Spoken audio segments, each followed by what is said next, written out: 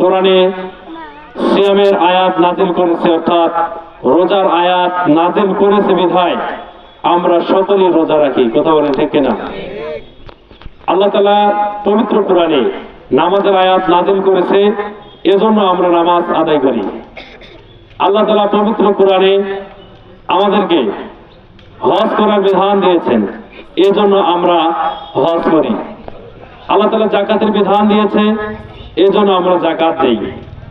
আল্লাহ তাআলা পবিত্র কোরআনে এরকম ভাবে সুদ ছেড়ে দেওয়ার বিধান দিয়েছে, এজন্য আমরা 100% না পারলেও কিছু মানুষ আছে যারা আমরা সুদ ছেড়ে দিতে পেরেছি। আল্লাহ তাআলা পবিত্র কোরআনে বিয়ে সাজের ব্যাপারে আলোচনা করেছেন, যেখানে স্ত্রীর মহারণা পরিশোধের ব্যাপারে তাগিদ দেওয়া হয়েছে। আমরা কিছু মানুষ আছি, আলহামদুলিল্লাহ, কিছু মানুষ আছে যারা যৌতুক না নিয়ে মহারণা দিয়ে নিজের বিবিকে ঘরে তোলে, এরকম আছে। অর্থাৎ আমাদের ব্যক্তিগত জীবন থেকে শুরু করে সকল পর্যায়ে আমরা আল্লাহ তাআলার ইবাদত গুলো এজন্যই করি যে মহান মুনিব আমাদেরকে কোরআন নাজিলের মাধ্যমে আমাদেরকে জানিয়ে দিয়েছেন, এজন্য আমরা এই ইবাদত গুলো করি। কথা বলে ঠিক কিনা? কিন্তু পবিত্র কোরআনুল কারিমে একটা শব্দ আছে, যে শব্দটা কোরআনের আয়াত নাজিল হওয়া সত্ত্বেও আমরা সেই আয়াতটা তো মানি না, বরঞ্চ এক শ্রেণীর নামধারী মুসলমান সেটার বিরোধিতা করে যাচ্ছে। কথা মনে হয় বোঝেন নাই? এক শ্রেণীর মানুষ আছে, আয়াত থাকা সত্ত্বেও সেটার আপনার বিরুদ্ধে কথা বলতেছে, বিরুদ্ধে প্রচারণা করতেছে। নামাজের আয়াত ঠিকই মানলাম, কোরআন তেলাওয়াতের আয়াত ঠিকই মানলাম, হজ্জের আয়াত ঠিকই মানলাম, যাকাতের আয়াত ঠিকই মানলাম, কিন্তু আমার সামনে যখন আসলো আন আকিমুদ্দিন ওয়ালা তাতাফাররাকু ফিহি, আল্লাহর জন্য দিন কায়েম করো আর এ ব্যাপারে কোনো মতপার্থক্য করিও না, তখনই এক শ্রেণীর স্বার্থান্বেষী মহল যারা নিজের স্বার্থকে হাসিল করার জন্য, ক্ষমতার স্বাদ পাওয়ার জন্য এই আয়াতটাকে অস্বীকার করে যাচ্ছে। শুধু তাই নয়, আল্লাহ পাক রব্বুল আলামিন পবিত্র কোরআনে সকল মুসলিম উম্মাহকে ঐক্যবদ্ধ হয়ে থাকার নির্দেশ দিয়েছেন, এবং ঐক্যবদ্ধ থাকাটাকে আল্লাহ তাআলা ভালোবেসে, তাদেরকে ভালোবাসে যারা ইন্নাল্লাহা ইউহিব্বুল্লাযিনা ইউকাতিলুনা ফি সাবিলিহি সাফফান কাআন্নাহুম বুনিয়ানুম মারসুস, যারা সীসা ঢালা প্রাচীরের ন্যায় সংঘবদ্ধভাবে আল্লাহর রাস্তায় সংগ্রাম করে, আল্লাহ তাদেরকে ভালোবাসে। ওয়াতাসিমু বিহাবলিল্লাহি জামিআ ওয়া লা তাফাররাকু, তোমরা আল্লাহর রজ্জুকে শক্তভাবে আঁকড়ে ধরো, পরস্পর বিচ্ছিন্ন হয় না। কিন্তু আমাদের সমাজে এক শ্রেণীর দল বের হয়েছে যারা প্রত্যেক পাড়ায় পাড়ায় বৈঠক করতেছে আর আলেমুল আমাদের বিরুদ্ধে বক্তব্য দিতেছে।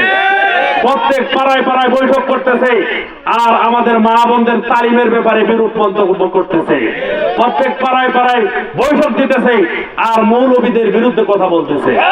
সম্মানিত উপস্থিতি, আমি আজকে রোজাদার ভাইদেরকে জানাবো, যেমনি ভাবে কোরআনে পর্দার বিধান নাজিল হয়েছে, নামাজের বিধান নাজিল হয়েছে, হজ্জের বিধান নাজিল হয়েছে, যাকাতের বিধান নাজিল হয়েছে, সেই কোরআনেই কিন্তু দিন কায়েমের আয়াত নাজিল হয়েছে। সুতরাং আপনি পর্দার আয়াত মানবেন, নামাজের আয়াত মানবেন, হজ্জের আয়াত মানবেন, যাকাতের আয়াত মানবেন, আন আকিমুদ্দিন, দিন কায়েমের আয়াতও আপনাকে মানতে হবে। এ ব্যাপারে কোনো মতপার্থক্য করা যাবে না।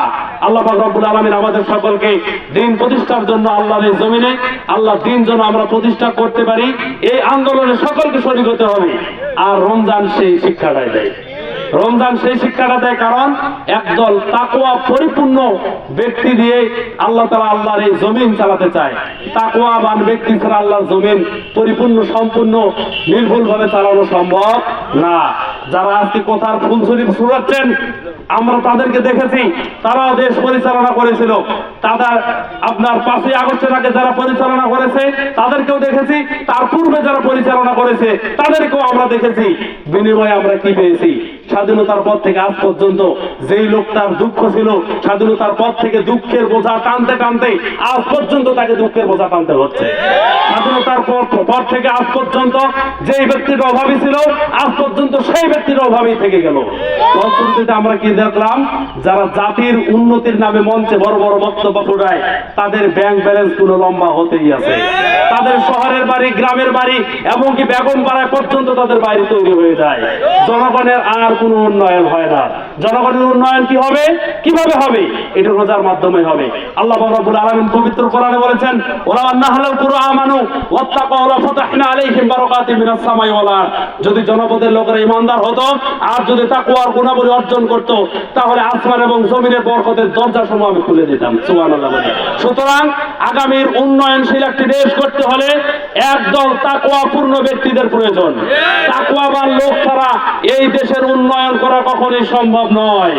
আর তাকওয়া অর্জন হবে তাদের মাধ্যমেই যারা আল্লাহর জমিনে আল্লাহ দ্বীন প্রতিষ্ঠা করতে চায়, যারা কোরআনের কথা বলে, যারা কোরআনের রাজনীতি করে, যারা কোরআন দিয়ে দেশ পরিচালনার প্রতিশ্রুতি দেয়। আল্লাহ রাব্বুল আলামিন আমাদের সকলকে দ্বীন প্রতিষ্ঠার এই মহান আন্দোলনে কবুল করুন। এই উদাত্ত আহ্বান রেখে সকলের দীর্ঘায়ু সুস্বাস্থ্য কামনা করে আমার অবসর বক্তব্য এখানে শেষ করছি।